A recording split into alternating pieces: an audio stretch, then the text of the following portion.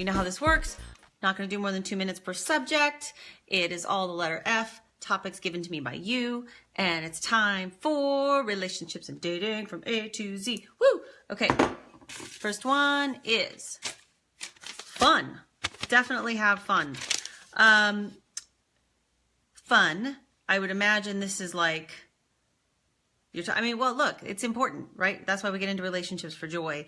And I think it's a really fair question to ask yourself, how much fun am I to live with, and how much fun are we having? So you want to make sure that with all of the responsibility of life, like, and bills and making sure that you show up for people and, all those obligations that we have and work and taking care of ourselves and all those things, you want to make sure that you're remembering the fun. Okay.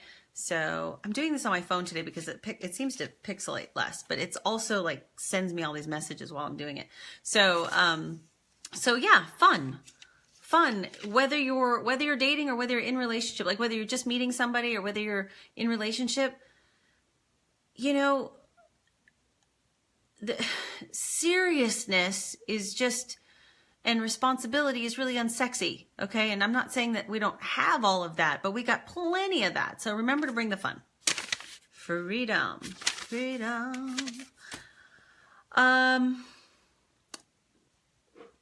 Both people give up freedom in certain types of freedom in the relationship, right? It's one of the things that men tend to be a little more afraid of than women in giving up, because they're really, really aware of the freedom that they're giving up. But here's the thing you have to remember is it's not just, and women are too as well, but it's like priority is, for men is like freedom and then security and consistency and love, and women it's security, consistency and love, and then freedom. And we all have our level at which we worry about our freedom. But here's the thing. It's not just freedom of like, freedom to date other people. It's freedom of thought. It's freedom of, what am I trying to say? Being able to focus. Okay. So freedom of like, I can work all day. I can focus on my business. I can just worry about, all of these things. And I have the freedom to do that because nobody's going to get mad at me for not texting them back or not being available or not being able to go out of town over the weekend. So when, particularly for women, if you're sort of lumping all men into the like afraid of commitment kind of category, remember that the freedom that they're holding on to is not just freedom to have sex with other people. It's not all about that. It's truly a freedom to be their whole selves and to be able to sort of focus where they want to focus.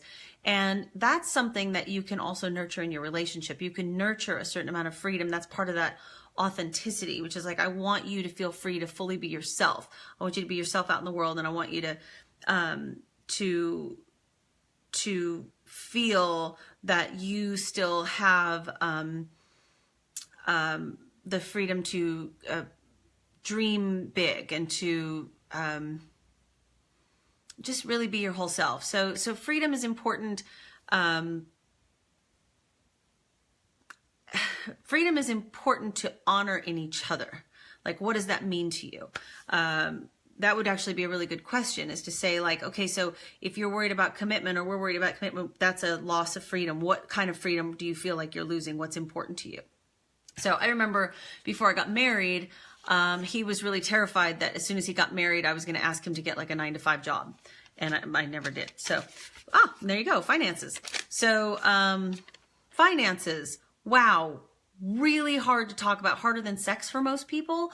And here is my best quick advice about finances. Finances, the way that we approach them is as unique to our family of origin and our upbringing as is religion, beliefs about sex, how to raise children, everything. So it's interesting because people get married and they you're basically creating like this little mini corporation together, right? You've got like the business of the household, and there's all kinds of financial stuff going on, but some people can get years into a marriage and never really talk about finances. And how do you handle bills, and how do you feel about debt, and what are your financial goals? What are we looking at together? And because it's terrifying, right? And a lot of people have in their family of origin shame around money, fear around talking around money. It's considered rude or improper to talk about money. But if you are going to move in together, whether you're getting married or not, this is a really important conversation to have. You have to talk about bills, budget, and how you want to handle that. So finance is really, really important, difficult conversation to have, but probably the thing that will keep your relationship peaceful more than any other conversation. Future planning. Future planning. When I first wrote this down, I was thinking future planning in dating. You know, like when you first start to date somebody, the hardest thing in that first few months when you're sort of navigating that unformed relationship, the hardest thing is future planning. And what I try to remind women is that when you're first dating a guy, you know, you're dating like 2 or 3 weeks, and he starts going, oh my God, you got to see this like beach in Bali, and oh yeah, maybe sometime we'll go skiing in Aspen, or we'll go do this. When they're talking about future planning, it just means they feel really good about where you are right now. That doesn't mean he's like thought about everything else that means. Okay. So remember, oh, that's sweet. He's talking about that. That just means he really likes how he feels right now. Guys are visceral. In the present moment, he feels great. And he's like, wow, wouldn't it be great if we were on this beach together? So that's what he's talking about. He is not literally saying, yeah, we should go to Bali next summer together because we're still going to be dating and you're my girlfriend. And you know, like, don't fill in any of that shit. All it means is that he's really having a nice time right now. I mean, especially if this is in the first few months of this unformed relationship. So when you're future planning, that's the nicest thing about having the talk, about having the sort of define the relationship talk, is that you actually can future plan without feeling like you're pushing anybody. But, you know, that is the difference sort of between men and women in the very beginning of that unformed relationship, is what future planning means. So yeah, I hope that was helpful. Flirting is so fun. You know, flirting, okay, I have a couple things to say about this. One, flirting is just talking. So if you're terrified of flirting, I actually do have a blog. If you go to my website, sophievenable.com, one of my blogs is called Flirting 101, and there's just a little tiny guide to flirting. So you can check that out.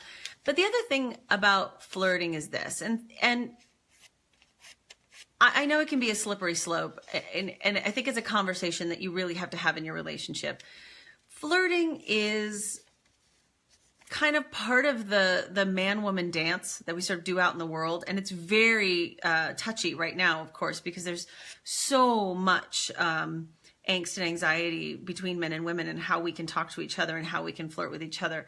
One of the things, I'm sort of a natural flirt, and I always have been my whole life, like with men, with women, with everybody. I just tend to be flirtatious, which is like, I don't, you know, playful, right? And I've never personally wanted to squash that quality in a partner, and I've never really wanted it squashed in me, because it's part of how I operate in the world and how I enjoy people and how I see people, and it would make me feel sad and sort of squashed if any time that I might have been slightly flirty with somebody, that was considered disrespectful to my partner. I mean, obviously there is a line. There's always a line. But I think it's also, again, an important conversation to have, because when you say to somebody, you know, I'm a flirt, and they're like, oh yeah, well, my last girlfriend was a flirt and I just don't like that, and I think it's disrespectful, and that's something, that's a little thing to remember. Oh, because you have to be able to be your whole self in a relationship. And so while of course we do give up, certain freedoms, you're not going to flirt to the point where you're saying like, man, I sure wish I could sleep with you. I mean, it's not, there's a line, but just seeing another person and having an exchange that makes you both feel seen and like, oh, have a great day, and you look great today, and blah blah blah. That's if that's who you are and how you operate in the world, then that's probably a very joyful part of your personality that you may feel that it's important to be able to hold on to in your relationship. Okay, we got two more. Which one's more fun? We'll leave it to the... Oh, these are both fun. Okay. All right. So, fornication. And thank you, Steve, Ryan, for using the scientific word. Because not everybody did. Fornication. The biggest question I get, I mean, obviously we could talk for a year about this. The biggest question that I get is when, like, how soon should I sleep with somebody? How do you know that if they just want sex? I know plenty of couples that have been married that slept together on the first or second date. If there's chemistry, there's chemistry. And so I was actually just talking about this with Doc Michelle yesterday on the couch, her radio show. She's so sweet. She's great. And she gets this question a lot in her office. And the truth is there's only one reason to have sex, and that's because you want to. And if you're having sex to get a relationship, or you're having sex because you think that's going to bring him into the relationship more, then that's the wrong motivation to have sex. Because sometimes you'll go out, you'll be feeling it, you'll be having a great time, everything's groovy, and you have sex, and then you're angry that you're not now in a relationship. And so if that's where you're at, then you're going to have some discipline about that. And you're going to have a conversation about that.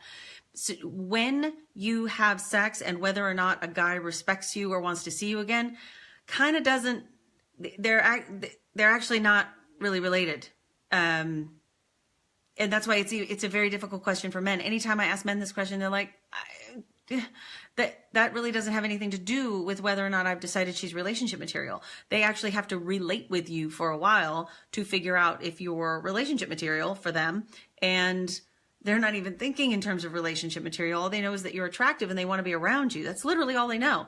And that's kind of all you should know too. So whether or not you have sex or how soon you have sex, there's not really a formula.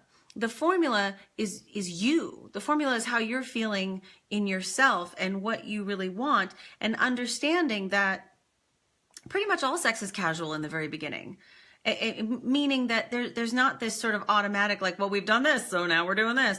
It's not, it's just not like that unless you're actually having a conversation. Like if you've been seeing each other for a few weeks and you're like, I really don't want to get sexual with you until I know that we're at least really exploring to see if there's more to this relationship, then great, have that conversation.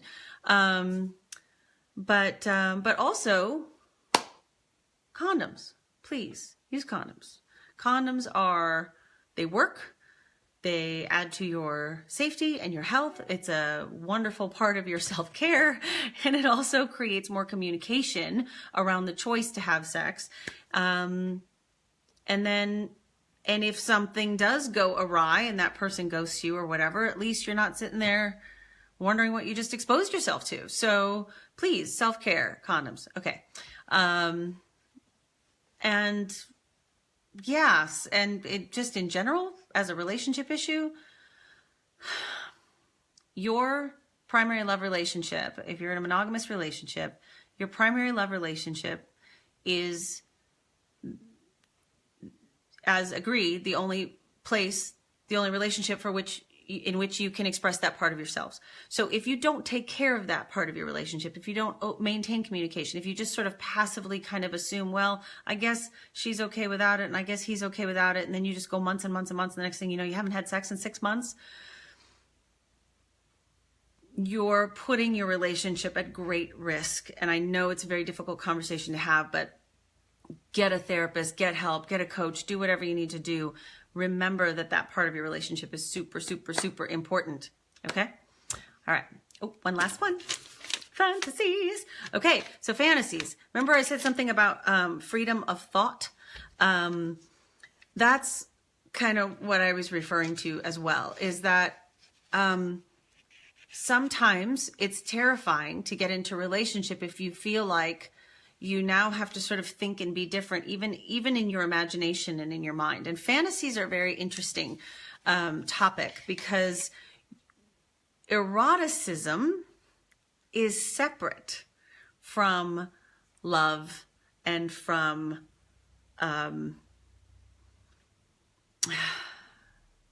commitment, marriage, all of the relationship stuff. Your eroticism is, you can't really control it any more than you can control your dreams, right? So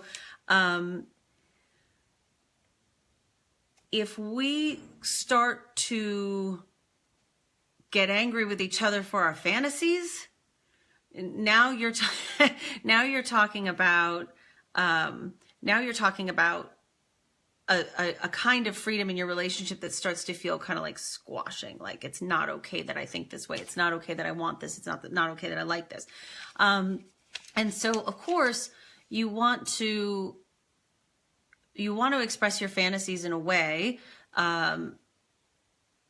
that is like, it's not like a deal breaker whether or not I can actually make this thing happen or not. But knowing that your partner has fantasies can actually bring you closer. And remember that if somebody has a fantasy, it has nothing to do with you being less than. And in fact, they're bringing it to you because they want to share that intimacy with you, even if it's just in their mind, even if they just want to talk about it, even, so fantasy it's this interesting thing, because it's such it feels like this really scary, dicey thing, even though we're just dealing with thought. It's like we're terrified of vapor, essentially. And if you can make room for it and you can make room for the discussion, I think you're actually going to find yourself in a far more intimate relationship, and you become even a safer place for each other. And, you choose each other every day even more, because you're like, God, this person just like, I'm free. I have freedom within commitment, because I can even think the way I want to think, and I can share that, and it's okay. And this person sees me and they accept me and they love me for all that. So, start slow, but I think it's really important to be able to share your fantasies with each other. And it's important for you to be able to say, like, it's totally okay that you have that fantasy. I'm not really going to happen for you, but we can talk about it. So, just because you bring it up doesn't mean that somebody has to make it happen for you. But yeah. So anyhow, so fantasies can be a doorway to more intimacy. And that doesn't even mean actually making that happen. That just means, you can talk about it. And if you can make it happen too, great. Yay for you guys. So thank you for joining me for Relationships and Dating from A to Z, letter F. All right. Have a good day, you guys. See you tomorrow.